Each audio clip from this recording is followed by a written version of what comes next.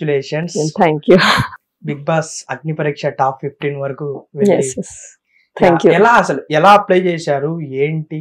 అంటే ఇది కామనర్స్ లో వీడియోస్ అప్లై చేయమంటే అప్పుడు ర్యాండమ్ గా మా ఇంట్లో అడిగేసరికి అప్లైడ్. అంటే మనది కొంచెం బిజీ లైఫ్ నుంచి మా అమ్మ అడిగింది, మా నాన్న అడిగారు, మా మమ్మీ వాళ్ళు నన్ను ఎప్పుడైతే అడగలేదు. అడిగింది ఇది ఒకటే గ్రాస్డ్. అంటే ఇంకా అడిగినప్పుడు ఎందుకు చేయొద్దు, తప్పే ఉంది, చేస్తే అంత ఛాన్స్ ఎవరికి రాదు ఫస్ట్ కామనర్స్ కి, పెడితే ఏమవుతులే అని పెట్టింది. దాని తర్వాత 4 ఆడిషన్స్ అయ్యాయి. 4 రౌండ్స్ ఆఫ్ ఆడిషన్స్ అయ్యాక మేము ఆ స్టేజ్ వరకు వెళ్ళాం. దాంట్లో చాలా మంది ఇంటికి వెళ్ళిపోయారు. లైక్ చాలా మంది వచ్చి హండ్రెడ్స్ ఆఫ్ పీపుల్ నుంచి క్యూరేట్ అయ్యి 45 పీపుల్ మేము మెగా ఆడిషన్ కి వెళ్ళాం. మెగా ఆడిషన్స్ మాకు 3 days అయ్యాయి యాక్చువల్లీ. ఇప్పుడు నాది ఏదైతే క్లిప్ వస్తుందో అది నా ఆడిషన్ నైట్ 2:33కి అయింది. అంత 3 days వెయిట్ చేసిన తర్వాత అక్కడికి వెళ్ళి అదంతా అయింది. దాని తర్వాత ఇప్పుడు ఇలా అగ్ని పరీక్షలో ఆల్మోస్ట్ 100+ పర్సన్స్ వచ్చారు. 100+ యాక్చువల్లీ వాళ్ళు 3rd రౌండ్ లో క్యూరేట్ అయిన వాళ్ళు ఇంకా చాలా మంది ఉన్నారు. 100+ వచ్చారు. ఆ 100+ ని తన్నుకుంటూ 45 వచ్చారు. మళ్ళా ఆ 45 లో కూడా టాప్ 15 కి రావడం అసలు ఎలా అనిపించింది? అసలు అనుకున్నారా, ఎక్స్పెక్ట్ చేశారా వస్తాను అనే దాని మీద? నేను అనుకున్నా, ఎందుకంటే ఆఫ్టర్ సీయింగ్ ద క్రౌడ్ అక్కడ వచ్చిన వాళ్ళని చూస్తే నాకు అనిపించింది ఏంటంటే మనకు ఒక పర్స్పెక్టివ్ ఉండాలి లైఫ్ మీద, లేకపోతే ఏది పడితే అలా రాలేము బిగ్ బాస్ కి. ఎందుకంటే మనం చూస్తున్నాం ఇన్స్టాగ్రామ్ లో ఏంటంటే ఇలా ఫోన్ పెట్టేసి నన్ను బిగ్ బాస్ లో తీసుకోండి అని అంటే మాత్రం తీసుకోరు. అది అయిపోయింది. ఎందుకంటే మనకు ఒక పర్సనాలిటీ ఉండాలి, మనకు ఒక స్ట్రెంగ్త్ ఉండాలి, మనకు ఒకటి ఉండాలి. మనం ఏంటి అన్నది మనల్ని మొహం మీద అడిగితే చెప్పగలగాలి. నీ గురించి ఒక 10 నిమిషాలు వాగమ్మా అంటే వాగడానికి స్టఫ్ ఉండాలి అక్కడ, లేకపోతే మనం వేస్ట్ అక్కడ. ఎందుకంటే చాలా మంది నేను చూసా కదా, నాకు అనిపించింది ఏంటంటే వాళ్ళని కొంతమంది ఉన్నారు, స్పెసిఫిక్ గా కొంతమంది ఉన్నారు వాళ్ళ లైఫ్ లో నుంచి ఆ ఒక మీమ్, ఆ ఒక వీడియో తీసేస్తే వాళ్ళేంటో వాళ్ళకి తెలియదు. అలాంటి వాళ్ళు బిగ్ బాస్ కి రాలేరు.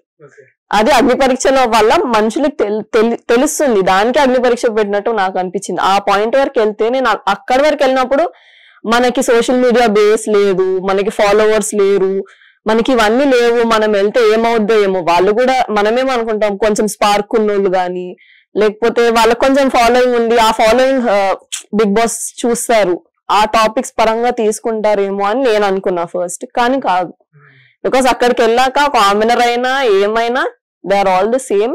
మన స్పార్క్ చూసే ఇస్తారు, మనం వాళ్ళకి వర్త్ ఇట్ అనిపించాలి. వీళ్ళు అగ్ని పరీక్షలో చూసింది చాలా తక్కువ, దాంట్లో తక్కువలో తక్కువ టెలికాస్ట్ అవుతుంది.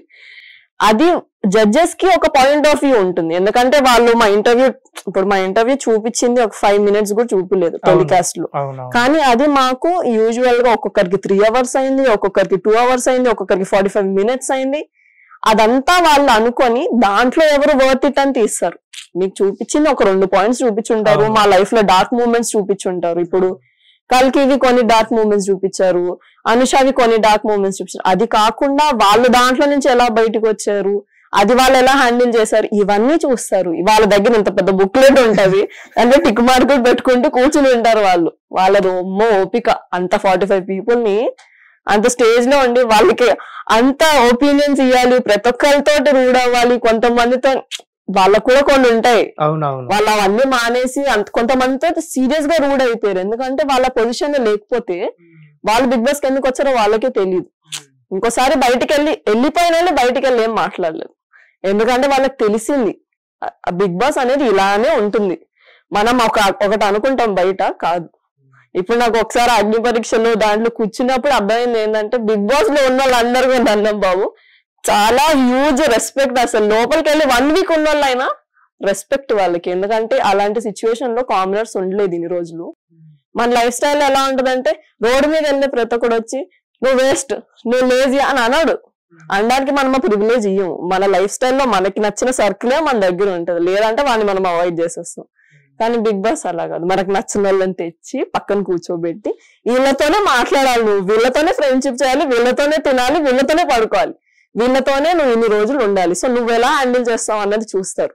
అక్కడ జడ్జెస్ అలా లేకపోతే మాకు ఆ పర్స్పెక్టివ్ వచ్చేదే కాదు. ఎందుకంటే మేము అక్కడ బంచ్ ఆఫ్ 15 people ఎప్పుడైతే స్టార్టింగ్ కూర్చున్నామో ఎవరి గురించి ఎవరికి ఏమీ తెలియదు.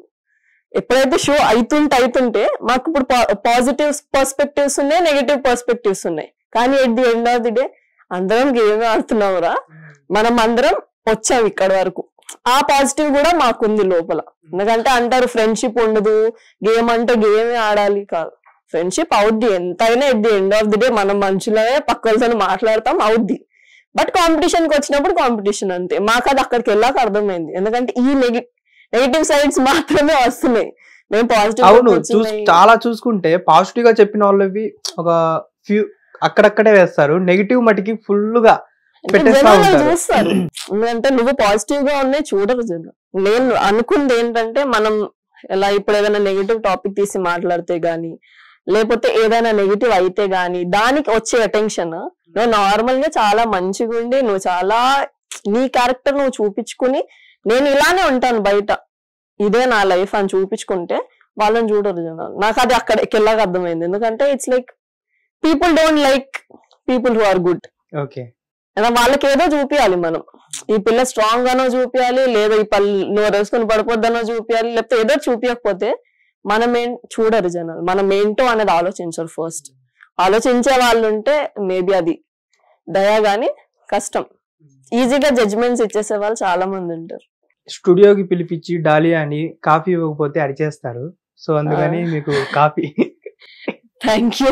అరవలేదు కానీ అంటే మీరు అరవకపోయినా మా కామెంట్స్ లో అరే డాలియాని పిలిపించారు కాఫీ ఇవ్వకుండా పంపించేస్తారా మీరు, అది అనేసి అనేవాళ్ళు ఉంటారు. ఒక 1 or 2 hours తర్వాత కాఫీ నాకు రాకపోతే ఇంకో డాలియా బయటకు వస్తుంది అన్నట్టు. అరే అయితే త్వరగా వద్దు డాలియా వద్దు, హౌస్ లోకి వెళ్ళాక చూపించుకుందాం. ఇప్పుడు వద్దు. అప్పుడు ఇయర్ నాకు తెలుసు, ఎందుకంటే నా కాఫీ అడిక్షన్ ఇంత తెలిసిపోతుంది బయట. లోపలికి వెళ్ళాక నాకు ఉప్పు తిప్పులు ఉంటాయి. ఇది లగ్జరీ లోపల ఇంట్లో. లాస్ట్ సీజన్ కూడా శివాజీ గారిని, ఇంత ముందు సీజన్ శివాజీ గారిని కూడా ఇలాగే ఇరిటేట్ చేసేవాళ్ళు. ఆయన కాఫీ లేకపోతే ఫుల్ హెడ్ ఎక్ ఆయనకి. సేమ్ పాయింట్ నాది కూడా. ఇప్పుడు ఇది ఇంత పాపులర్ అయిందా, ఇంటికి వెళ్ళి ఇది దీన్ని సంపాదించుకోవడానికి నాకెన్ని టాస్క్లు వస్తాయో అయితే నీకు ముందు ముందు ఇంకా అయితే నాకు తెలుసు. ఓకే, అండ్ ఇంకొకటి డాలియా ఫస్ట్ స్టేజ్ మీద కనపడంగానే డాలియా బటన్స్ పెట్టుకోకుండా ఏదో వచ్చింది, జడ్జెస్ ని సర్ప్రైజ్ చేసేసి ఎక్స్పోజ్ చేసేసి సెలెక్ట్ అవ్వాలి అని చాలా మంది నెగిటివ్ గా, అంటే ఒక అమ్మాయిని ఈజీగా జడ్జ్ చేస్తూ ఉంటారు. దాని మీద మీరేం మాట్లాడతారు? ఇప్పుడు జడ్జ్మెంట్ లో కూర్చున్న వాళ్ళు పిచ్చోళ్ళు కాదు. ఫస్ట్ వాళ్ళు మన డ్రెస్సింగ్ చూసి పిచ్చోళ్ళు అయ్యే వాళ్ళు అయితే అస్సలు కాదు. మనం ఏంటి మన లోపల ఏముంది అని లాగి తీసే వాళ్ళే వాళ్ళు. మనం బయట ఏం వేసుకున్నాము అంత ఆలోచించే ఆ పొజిషన్ లో ఆలోచించే వాళ్ళు జడ్జెస్ అయితే కాదు. మేము వాళ్ళతో ఉన్నాం కాబట్టి మేమేం చేస్తున్నాము, మేము ఎలా రియాక్ట్ అవుతున్నాము, మేము ఎలా పొజిషన్ ఎలా హ్యాండిల్ చేస్తున్నాం అది చూస్తారు వాళ్ళు.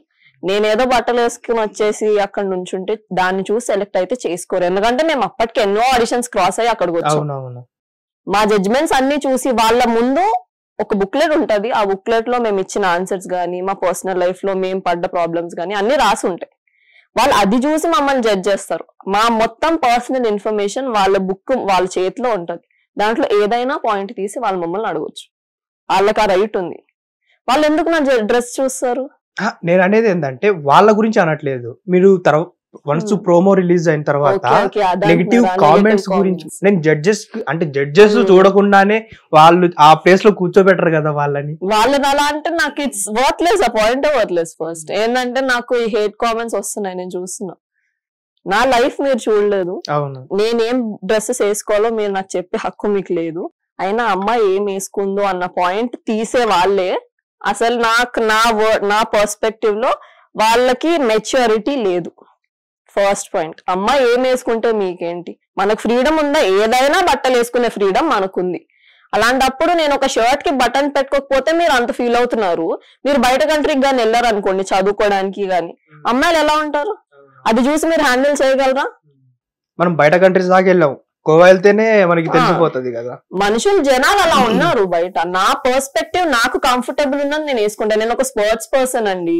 నేను రోజు లంగావోణీలు వేసుకుని అయితే ఉండను ఇంట్లో. ఎందుకు మీరు ఇలా బటన్ పెట్టుకోకపోవడం తప్పు కాదు. అండ్ ఇంకొకటి ఏంటంటే నువ్వు లంగావోణి వేసుకో, శారీ వేసుకో, అంతెందుకు ఏది చేసుకున్నా గానీ బాడీ షేమింగ్ చేసే వాళ్ళు చేస్తానే ఉంటారు. అది కాదు, ఇది ఫస్ట్ ఆ ప్రోమో రిలీజ్ అయిన వెంటనే కింద వచ్చిన కామెంట్స్ లో ఇదో కామెంట్, ఆ పిల్ల బటన్ ఎందుకు పెట్టుకోకుండా ఈ టాపిక్ మాట్లాడుతుంది. అందుకనే ఈ పాయింట్ అడిగాను నేను. అది చూసి ఫస్ట్ డే నాకు ఏంటి ఇలా ఉన్నారు, నేనేం మాట్లాడుతున్నాను, ఎంత ఇంపార్టెంట్ టాపిక్ అది, నా మాటలు వినండిరా, వినండి, మాట వినండి, ఇట్స్ వెరీ ఇంపార్టెంట్ టాపిక్. ఇప్పుడు లైఫ్ లో మనకి మళ్ళీ అగ్ని పరీక్షలు అంటే స్టేజ్ వస్తాదో రాదో నాకు తెలియదు. ఫస్ట్ థింగ్, అలాంటి స్టేజ్ వచ్చినప్పుడు you should talk something which gives people an inspiration. నాకు అనిపించింది, ఎందుకంటే ఆ స్టేజ్ నాకు మళ్ళీ రాదు. కొంతమంది అమ్మాయిలకి నాకు ఒక పాయింట్ చెప్పాలనిపించింది, నేను అక్కడ చెప్పాను. ఎందుకంటే అబ్యూస్ చేయడం తప్పు, అబ్యూస్ అవ్వడం తప్పు కాదు. ఎందుకంటే నేను చాలా మందిని చూసా, ఏమైందంటే అరే వాడు నా మీద ఇలా చెయ్యేశాడ్రా, నాకు ఇంట్లో చెప్పడానికి భయం వేస్తుంది, మా ఇంట్లో వాళ్ళు నన్ను తిడతారేమో, నేను ఆ పాయింట్ లో ఆ టైంలో ఎందుకున్నానని తిడతారేమో. నువ్వు ఏ పాయింట్ లో ఎలా ఉన్నా వాడికి రైట్ లేదు, అది నువ్వు చెప్పడానికి ఆలోచిస్తున్నారు ఆడపిల్లలు. ఆ ఆలోచన ఉండొద్దు ఆడపిల్లలకి అని నేను ఆ టాపిక్ చెప్పడం జరిగింది. ఇదంతా వదిలేసి వాళ్ళు చూసింది, వాళ్ళు అనుకుంది, ఈ అమ్మాయి బటన్ తీసేసి ఏంటో ఏదో చేసేసింది. నాకైతే అక్కడ ఏం వల్గారిటీ అనిపించలేదు. వల్గారిటీ పాయింట్స్ చూస్తే నాకు అసలు నచ్చలేదు ఫస్ట్. అండ్ కొంతమంది అమ్మాయిలు ఎస్పెషల్లీ అబ్బాయిలు పెట్టడం వదిలేయండి, ఎందుకంటే నాకు అబ్బాయిల మీద నమ్మకం లేదు, ఎందుకంటే నాకు అయిన సిచ్యువేషన్స్ గానీ